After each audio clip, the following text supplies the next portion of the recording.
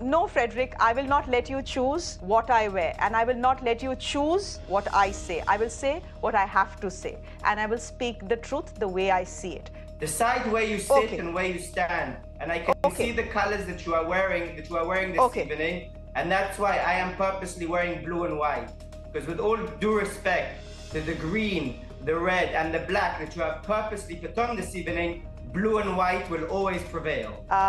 Let's not divide colors on the basis of religion. It sometimes happens in my country as well. Let's not do that. Also, to tell you, Frederick, the garment I'm wearing is a sari, and it's my grandmother's. If she was alive, she would have been about 105 years old today. She didn't know what the Israel-Hamas conflict was, and this sari in no way signifies any support for any side. What has happened in Gaza, the bombing of the hospital, 5 people dead, is simply criminal. What I'm wearing right now is simply my grandmother's sari. It signifies nothing else.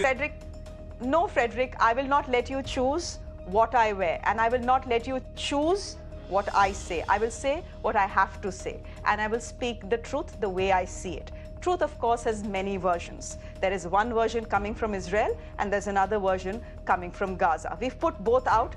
That is our journalistic duty, Frederick.